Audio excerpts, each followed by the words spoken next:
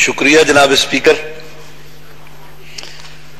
اجڑے ہوئے لوگوں سے گریزاں نہ ہوا کر، اجڑے ہوئے لوگوں سے گریزاں نہ ہوا کر، حالات کی قبروں کے یہ کتبے بھی پڑھا کر، اور اس شب کے مقدر میں سحر ہی نہیں محسن، اس شب کے مقدر میں سحر ہی نہیں محسن، دیکھا ہے کئی بار چراغوں کو بجھا کر.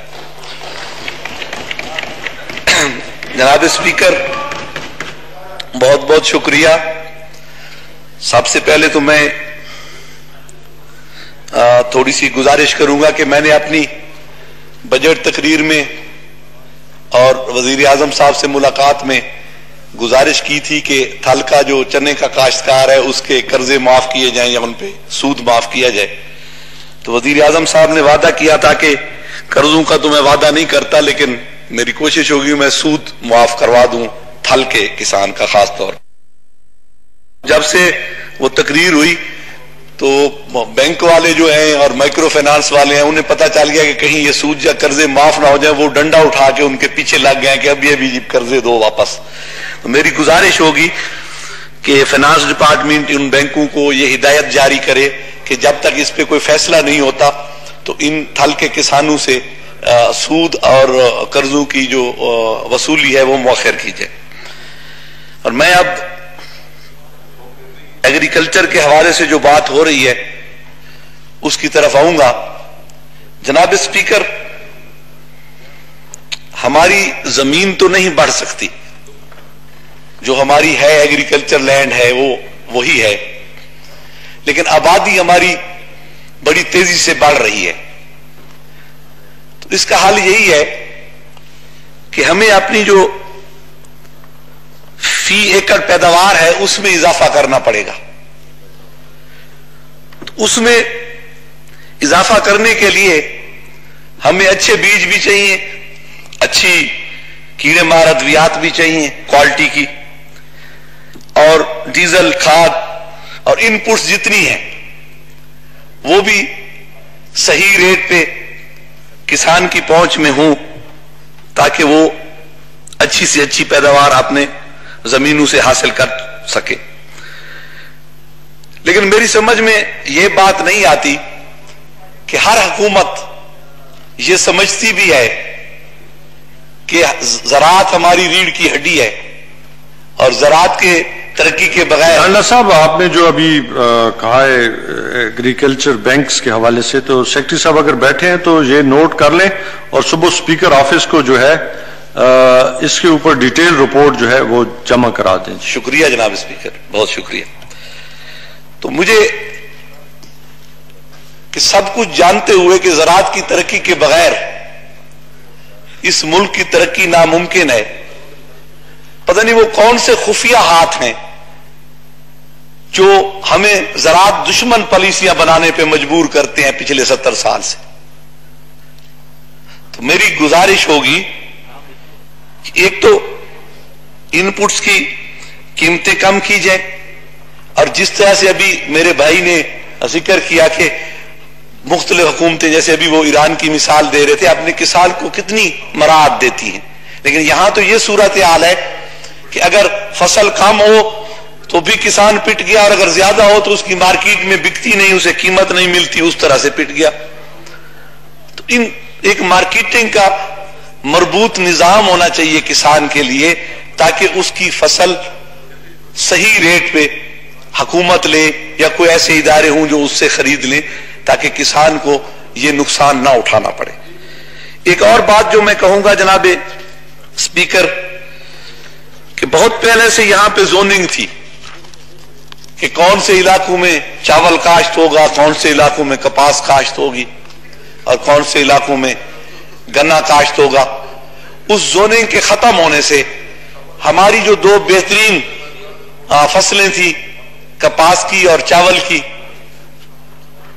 وہ تنزلی کا شکار ہوئی، اور ہم زراعت کے تھرو جو ہم اتنا زر مبادلہ کماتے تھے اس سے یہ ملک محروم ہوا.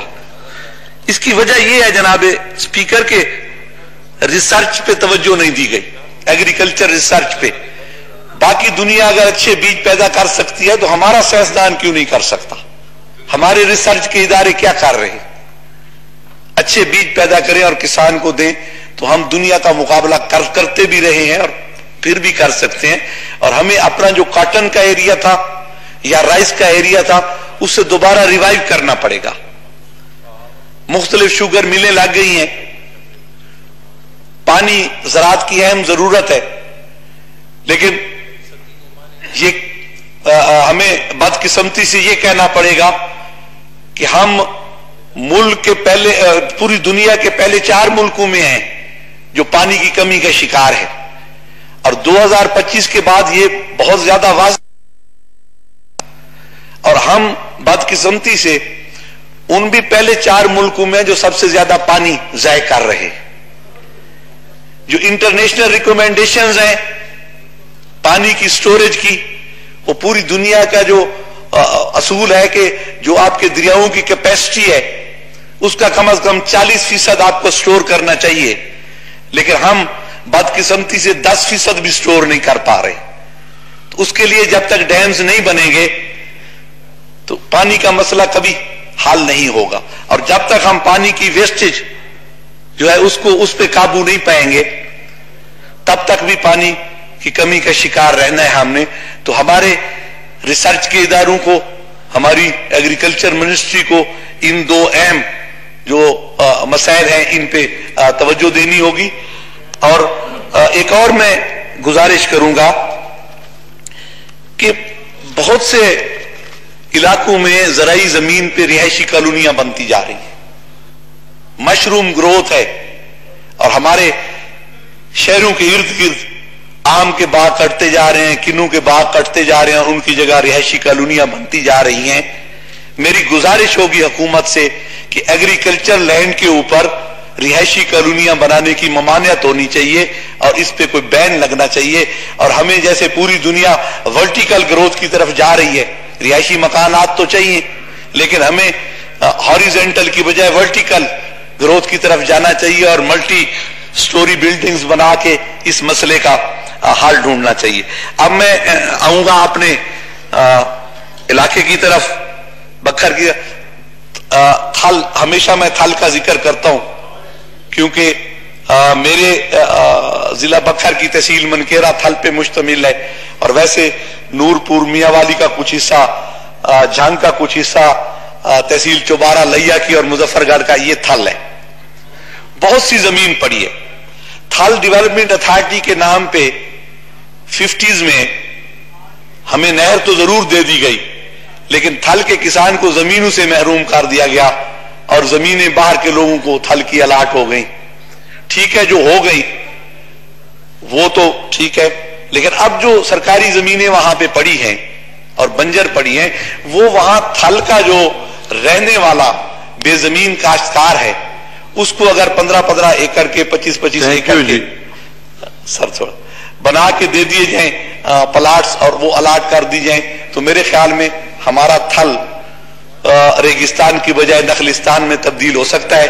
اور دوسری میری کو 3 بڑے اہم پوائنٹ ہیں کہ جتنے ڈانڈا صاحب، چونکہ اس میں ٹائم فریم ہوتا ہے، صرف 2 منٹ سر. رول 167 کے تحت جتنے ایگریکلچر ٹیوب ویلز ہیں ان کو سولر پہ تبدیل کیا جائے، ہماری بجلی بھی بچے گی اور جو بجلی پہ سبسڈی دی جا رہی ہے وہ بھی بچ جائے گی. اور تیسرا میں نے ایک کہا تھا، ہمارے پاس تھل میں مانی میں ایک کیمل ریسرچ فارم ہے، اس کی 10,000 ایکڑ زمین ہے.